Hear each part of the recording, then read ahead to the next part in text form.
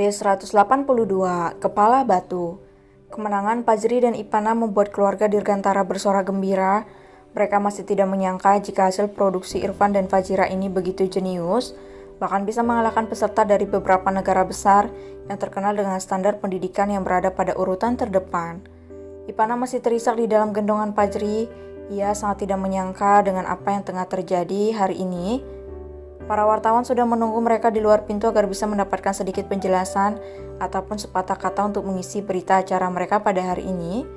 Ipana dan Fajri menjadi sorotan begitu banyak kamera karena berhasil memenangi seleksi grup E dengan poin yang sempurna. Bagaimana perasaan Anda saat ini, Nona? Tanya para wartawan berbarengan. Ipana terkejut dan menatap dingin para wartawan itu sambil menghapus air matanya. Saya baik, sangat baik, ucap Ipana datar. Bisa kamu ceritakan dari mana asal dan sekolah kamu? Ucap mereka bertanya. Saya berasal dari salah satu international school di Indonesia, ucap Ipana singkat dalam bahasa Inggris yang fasih. Semua orang terkejut ketika mendengarkan Ipana menyebutkan asal sekolahnya. Sudah 3 kali mereka mengikuti acara ini, namun baru Ipana dan Fajri yang berhasil masuk ke grand final Olimpiade kali ini. Ada yang ingin Anda sampaikan, Nona? Ya, semoga tayangan ini sampai ke Indonesia, ucap Ipana dalam bahasa Inggris. Selamat siang ibu-ibu wali murid yang sudah meremehkan kemampuan saya. Hari ini saat ini dunia sudah membuktikan jika saya mampu untuk bersaing dengan siswa jenis lainnya setingkat Asia. Omongan ibu-ibu semua saya bayar lunas, ucap Ipana tegas dalam bahasa Indonesia. Permisi, ucap Ipana menarik tangan Fajri menuju ke tempat orang tuanya. Semua wartawan hanya bisa menatap mereka cengok karena dinginnya gadis manis itu. Sementara Irfan dan Fajira terkejut dengan ucapan Ipana yang sedikit tidak sopan. Ipana mengulurkan tangannya ke arah Irfan meminta untuk digendong. Sama seperti Fajri, otaknya mendadak lelah dan ingin beristirahat sejenak sebelum mengikuti cabang lomba selanjutnya. Fajri, aku tadi melihat kalau ayah kamu menjadi sponsor acara ini ya? Bukankah yang membuka acara tadi itu Pak Asisten Rai? Dia asisten ayah kamu kan? Ucap Bunga. Iya emangnya kenapa? Tanya Fajri mengernyit. Bisa saja kan, kamu mendapatkan bocoran soal? Ucap Bunga berhasil menarik perhatian teman-temannya, yang lain termasuk guru dan wali murid. Bocoran soal? Bukankah kamu melihat ada aparat keamanan untuk membawa flashdisk yang berisi soal ujian? Jika aku mendapatkan bocorannya, mungkin aku akan berada di posisi pertama. Dan satu hal lagi, gadis yang menggunakan kacamata tebal yang berada di samping kamu tadi adalah anak kandung dari founder acara ini. Apa dia masuk 3 besar? Tidak, ia hanya menempati posisi kelima. Jadi sudah pasti tidak ada yang bisa membocorkan soal Olimpiade ini termasuk foundernya sekalipun. Iri, bilang bos. Ahai, ucap Fajri tergelak dan berlalu dari sana. Bunga kesal ketika mendengarkan ejekan dari Fajri, namun ia hanya terdiam sambil menahan kesal. Kepintaran Fajri memang sudah diakui di mana-mana.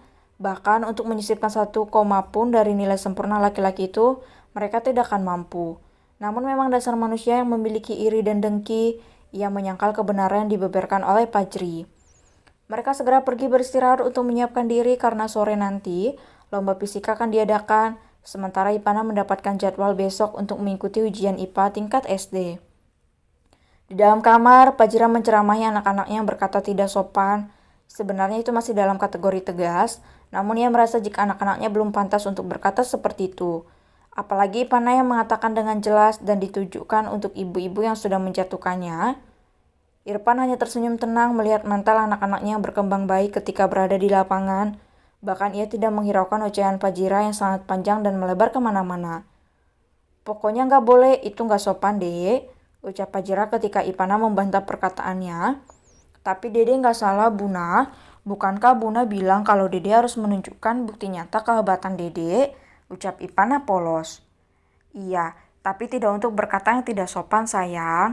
Dede tahu mereka semua orang tua. Harusnya Dede bisa menjaga tingkah laku dan cara bicara kamu. Apalagi ini di depan umum, ucap Fajira tegas. Tapi Buna, sergah Ipana. Namun ia tidak jadi melanjutkan perkataannya ketika melihat mata Fajira yang melotot. Maafin Dede Buna, ucap Ipana penuh sesal sambil menunduk hormat. Namun ia masih tidak terima dengan apa yang dikatakan oleh Fajira tadi. Dek, perempuan terhormat itu tidak pantas mengeluarkan kata-katanya seperti itu. Ibarat kata, Dede itu putri mahkota di kerajaan Dirgantara.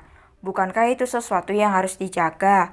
Bukankah seorang putri harus bisa menjaga sikapnya di hadapan banyak orang? Ucap Fajira lembut sambil mengelus kepala Ipana lembut. Gadis kecil itu terdiam, ia membenarkan perkataan ibundanya. Suara lembut itu berhasil meruntuhkan egonya yang begitu tinggi.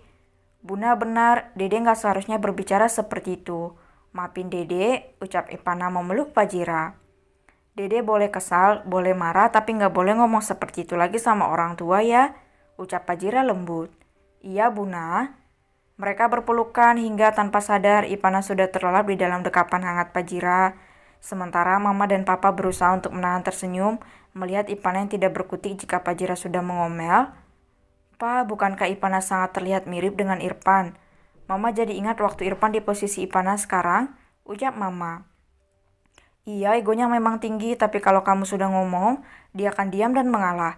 Tapi apa yang ada di pikirannya juga akan dilakukan, ucap Papa sedikit tergelak. Aku mendengarkannya, Ma, Pa, ucap Irfan mendelik. Hehe, ternyata sifat ayah menurun ke Dede, banyak lagi, mulai dari sifat dinginnya, arogan, kepala batu, tapi penyayang. Terus, takut sama Bunda, hehe, ucap Fajri membeberkan sifat sang ayah.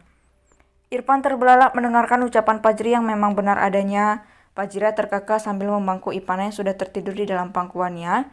Iya ya, Bunda pikir cuma sifat dingin dan kepala batu. Ayah yang turun ke Dede ternyata banyak. Ucap Fajira sedikit menyindir Irfan. Semuanya tergelak termasuk Irfan sudah memasang ekspresi dingin dengan semburat merah jambu yang terpancar di wajah tampannya. Ayah gak usah malu, ucap Fajira. Sudahlah ayah mau beristirahat. Ucap Irfan berlalu dari sana dan pergi menuju ruang kerjanya. Hehe, satu lagi, ayah juga ambekan, ucap Fajri tertawa.